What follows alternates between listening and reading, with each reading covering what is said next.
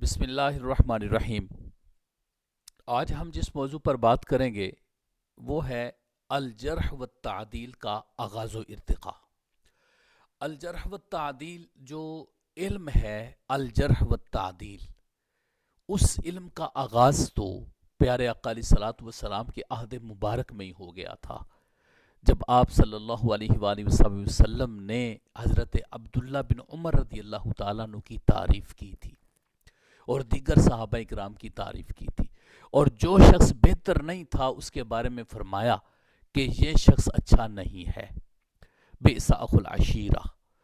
تو اس کا مطلب ہے کہ جرح و تعدیل کا سلسلہ تو اسی وقت ہی شروع ہو گیا تھا۔ اس کے بعد جو صحابہ کرام کا دور ہے اس میں بھی باقاعدہ طور پر جرح و تعدیل کا سلسلہ شروع ہوا تھا، جاری تھا، عہد رسالت سے لے کر صحابہ کرام، تابعین، تبع تابعین میں اور بعد تک یہ سلسلہ جاری رہا۔ جس طرح حضرت علی مرتضیٰ رضی اللہ تعالی عنہ، آپ یہ فرماتے ہیں کہ میں جب بھی کسی سے حدیث لیا کرتا تو میں اس سے قسم لیا کرتا، ماں سوائے حضرت ابو بکر صدیق رضی اللہ تعالیٰ عنہ کے، کیونکہ ان سے میں قسم نہیں لیتا تھا، کیونکہ وہ جب بھی بولتے تھے سچ بولتے تھے۔ اس کا یہ مطلب نہیں ہے کہ باقی کوئی جھوٹ بولتے ہو، ٹھیک ہے، لیکن اس کا یہ مطلب ہو سکتا ہے کہ یہاں پر حضرت ابو بکر صدیق رضی اللہ تعالیٰ عنہ کی صداقت کا جو مرتبہ ہے اس کو بیان کرنا مقصود تھا۔ حضرت علی مرتضیٰ رضی اللہ تعالیٰ عنہ نے گویا کہ یہاں پر ایک اصول دیا ہے کہ جب آپ کسی سے بھی کوئی روایت لیتے ہیں تو اس کے اندر آپ نے تحقیق کرنی ہے۔ تو یہ سلسلہ صحابہ کرام کے دور سے بھی آگے بڑھا اور تابعین اور تبع تابعین کے اور محدثین کرام کے ادوار تک یہ سلسلہ جاری و ساری رہا۔ جرح و تعدیل، اس پر ہمارے اور بھی بیانات موجود ہیں۔ جرح و تعدیل جو ایک فن ہے، یہ میدان حدیث کے اندر انتہائی اہمیت کا حامل ہے۔ سمجھ لو جس کو جرح و تعدیل کا پتہ نہیں ہے اس کو حدیث کی سند پر کوئی واقفیت نہیں، وہ حدیث پر حکم نہیں لگا سکتا، اس کو یہ علم نہیں ہے کہ یہ حدیث صحیح ہے یا ضعیف ہے، وہ رجال کا علم نہیں رکھتا، وہ پھر فائنلی جو حکم لگایا جاتا ہے کسی بھی حدیث کے اوپر وہ حکم نہیں لگا سکتا۔ تو جرح و تعدیل کا تعلق ہی اس کے ساتھ ہے کہ آپ کسی ایک راوی ہے اس کے بارے میں آپ بتاتے ہیں کہ یہ راوی قابل قبول ہے کہ نہیں۔ اگر آپ کہتے ہیں قابل قبول ہے تو آپ اس کی تعدیل کر رہے ہیں، اس کو تعدیل کہتے ہیں۔ اور اگر آپ کسی راوی کے بارے میں کہہ رہے ہیں کہ یہ قابل قبول نہیں ہے، ضعیف ہے، کوئی اور اس کے اندر کوئی فالٹ ہے، تو پھر آپ سمجھے کہ آپ اس کی جرح کر رہے ہیں۔ اس لیے یہ جاننا ضروری ہے، کیونکہ کسی بھی حدیث کو جاننے کے لیے اس کے ساتھ سند ہوتی ہے اور سند کے اندر راوی ہوتے ہیں، اور پھر اس کے بعد وہ اصول ہوتے ہیں جرح و تعدیل کے جو لگانے ہوتے ہیں۔ تو اس طرح یہ علم جو ہے وہ شروع سے ہی شروع ہو چکا تھا۔ ہم جس پر بات کریں گے وہ ہے جرح و تعدیل کا جو آغاز و ارتقاء تھا، اور جرح و تعدیل کے جو الفاظ تھے باقاعدہ طور پر، ان کے جو مراتب تھے جرح و تعدیل کے، کہ آپ کوئی بھی راوی ہوگا اس کو کس مرتبے پر آپ لے کر آ سکتے ہیں۔ وہ تعدیل کے پہلے مرتبے پر فائز ہے، وہ جرح کے پہلے مرتبے پر ہے، وہ تعدیل کے دوسرے تیسرے مرتبے پر ہے۔ یہ جو مراتب کی تقسیم تھی، یہ مراتب کی تقسیم کس نے کی ہے اور کب اس کا آغاز ہوا تھا، یہ آج کے موضوع پر بالخصوص ہم آج کے دن اس پر بات کریں گے۔ تو جو الفاظ کے اعتبار سے مراتب کی تقسیم ہوئی کہ یہ راوی پہلے مرتبے کا ہے، یہ دوسرے کا ہے، تیسرے کا ہے، اس سے ریلیٹڈ جو الفاظ ملتے تھے ان الفاظ کو جمع کر کے مراتب کے اندر جس طرح تقسیم کیا گیا تھا، ان کا جو آغاز ہوا تھا وہ کن آئمہ سے ہوا تھا، اور آگے لے کر کون بڑے تھے، ان میں اہم نام کون کون سے ہیں۔ سب سے پہلے اس پر جس شخصیت نے کام کیا الفاظ کو لے کر جرح و تعدیل کو، پھر ان کے آپس میں مراتب قائم کیے کہ پہلا، دوسرا، تیسرا اور چوتھا مرتبہ تعدیل کا اور جرح کا، اس میں سب سے پہل جس نے کی اور اس پر باقاعدہ طور پر لکھا وہ امام عبد الرحمن بن ابی حاتم جو امام ابو حاتم الرازی ہیں ان کے یہ بیٹے ہیں، امام عبد الرحمن بن حاتم الرازی المتوفا 327 ہجری 327 ہجری، یہ امام ابن ابی حاتم الرازی نے یہ عظیم کام کیا کہ اس کو تحریری شکل میں جرح و تعدیل کے مراتب قائم کر لیے۔ ان کی کتابیں ہیں باقاعدہ طور پر، ایک تو مقدمہ ہے معرفت تقدیمت معرفت الجرح و تعدیل کے نام سے، اور دوسرا کتاب ہے ان کی الجرح و تعدیل جس میں یہ اپنے والد صاحب کے اقوال کو ذکر کرتے ہیں۔ تو امام عبد الرحمن بن ابی حاتم، ان کو ابن ابی حاتم کہا جاتا ہے، ان کا تعلق رئی علاقے کے ساتھ تھا جو ایران کے اندر ہے اس وقت، اس وجہ سے ان کو الرازی کہا جاتا ہے۔ پہلے تو رئی ایک پورا علاقہ تھا، اب وہ ایران کا ایک علاقہ ہے۔ تو امام ابن ابی حاتم الرازی نے جو جرح و تعدیل کے مراتب تھے، جو الفاظ تھے جرح و تعدیل کے، ان کو تقسیم کیا اور اس کے چار مراتب قائم کیے۔ ایک تعدیل کے 4 مرتبے قائم کیے اور جرح کے 4 مراتب قائم کیے۔ یہ جس وقت ہم ان کے مراتب کو بیان کریں گے کہ پہلا مرتبہ کون سا ہے، دوسرا کون سا ہے، تیسرا کون سا ہے، ان پر ہمارے علیحدہ بیان آئیں گے، یہ ایک پورا سلسلہ ہے، تو وہاں پر جا کر اس کی تفصیل بیان کریں گے۔ 4 سب سے پہلے جو مرتبے قائم کیے جرح کے اور تعدیل کے تحریری صورت میں، وہ امام عبد الرحمن بن ابی حاتم الرازی رحمہ اللہ نے کیے۔ تو انہوں نے جو تقسیم کی تھی وہ 4 تعدیل کے تھے اور 4 جرح کے مراتب تھے۔ ان اعتبار سے راوی کی تقسیم ہونی تھی کہ یہ کس مرتبے پر فائز ہو۔ ان کے بعد امام ابو حاتم الرازی المتوفا 327 ہجری، ان کے بعد یہ جس نے کام کیا وہ امام حافظ عمر بن صلاح، جو امام ابن صلاح جن کو کہا جاتا ہے، وہ امام عمرو بن صلاح شہرزوری رحمہ اللہ المتوفا 643 ہجری 643 ہجری، یہ امام ابن صلاح کے نام سے معروف ہیں، اور ان کی کتاب ہے باقاعدہ طور پر علوم الحدیث کے نام سے، جن کو ہم مقدمہ ابن صلاح بھی کہتے ہیں، اور علوم الحدیث پر ان کی تفصیلی کتاب ہے جس پر آگے محدثین اکرام نے بڑا کام کیا ہے۔ امام ابن حجر اسقلانی نے اس پر النکت کے نام سے لکھا، امام عبداللہ زرکشی نے اس پر النکت کے نام سے لکھا، اسی طرح دیگر شخصیات نے بھی اس پر بڑا کام کیا۔ تو امام ابن صلاح نے جو تقسیم تھی امام ابن ابی حاتم الرازی کی، اس تقسیم کو اسی فنگر میں رہنے دیا،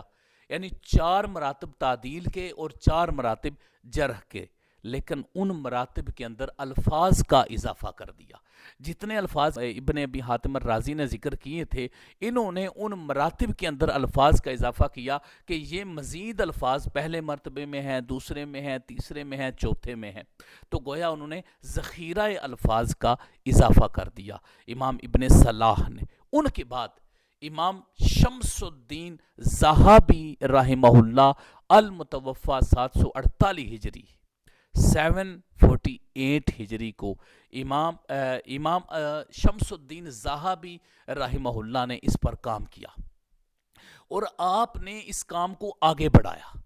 جو پہلے ائمہ کے نزدیک 4 مراتب تھے، تعدیل کے بھی اور جرح کے بھی، انہوں نے کیا کیا، انہوں نے تعدیل کے وہی 4 مراتب رہنے دیے، جرح کے البتہ 5 مراتب کر دیے، اور دونوں کے اندر الفاظ کا بھی اضافہ کر کے اس کام کو آگے بڑھایا۔ امام زاہبی رحمہ اللہ کی الموقظۃ فی مصطلح الحدیث کے نام سے کتاب ہے باقاعدہ طور پر، اور باقی بھی جو ان کی کتب ہیں جرح و تعدیل، اس کے اندر بھی یہ اصول ملتے ہیں۔ تو امام الزاہبی رحمہ اللہ نے اس کام کو آگے بڑھایا، تو جرح میں 1 مرتبہ کا اضافہ کر کے 5 مراتب اس کے بنا دیے۔ پھر اس کے بعد یہ کام امام حافظ زین الدین عراقی نے کیا۔ امام زین الدین عراقی المتوفا 806 ہجری 806، یہ امام زین الدین عراقی رحمہ اللہ جن کی حدیث پاک کے لیے بہت بڑی خدمات ہیں، انہوں نے بھی پھر اپنا کردار ادا کیا، لیکن انہوں نے اپنے شیخ امام زاہبی رحمہ اللہ کے جو مراتب تھے ان کو فنگرز میں اتنا ہی رہنے دیا، 4 تعدیل کے اور 5 جرح کے، لیکن اس کے اندر الفاظ کا اضافہ کر دیا اور اس کو بہتر انداز میں، مزید بہتر انداز میں انہوں نے پیش کر دیا۔ یقیناً ان کی کتاب ہے الالفیہ، اور اس کے علاوہ بھی دیگر جو کتابیں لکھی ہیں اس کے اندر بھی یہ اصول ملتے ہیں۔ امام حافظ زین الدین عراقی رحمہ اللہ کے بعد جس شخصیت نے اس پر مزید کام کیا اور الفاظ کا اضافہ کیا، اس کی باریکیوں میں، اس کی گہرائیوں میں اترے، وہ امام ابن حجر اسقلانی، المتوفا 852 ہجری 852 ہجری۔ امام ابن حجر اسقلانی رحمہ اللہ نے جہاں پر بہت زیادہ جرح و تعدیل اور اسماء و رجال پر کام کیا، وہاں پر انہوں نے الفاظ کے مراتب پر بھی کام کیا۔ جو تو الفاظ کے مراتب تھے امام زاہبی کے اور حافظ زین الدین عراقی کے، وہی مراتب ابن حجر اسقلانی کے ہاں رہے، اور انہوں نے اس پر کام بھی کیا، کافی زیادہ الفاظ کا اضافہ کر دیا، اس کو مزید اس کام کو وسیع کر دیا تاکہ بعد میں آنے والے لوگوں کے لیے مزید آسانی ہو جائے، اور اس میدان کو اور زیادہ پھیلا دیا انہوں نے۔ امام ابن حجر اسقلانی کے بعد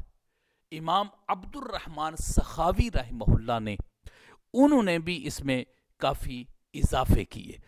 الفاظ کے انہوں نے اضافے کیے اس کے اندر۔ جو امام ابن حجر اسقلانی کا کام ہے وہ شرح و نخبۃ الفکر کے اندر بھی ہے،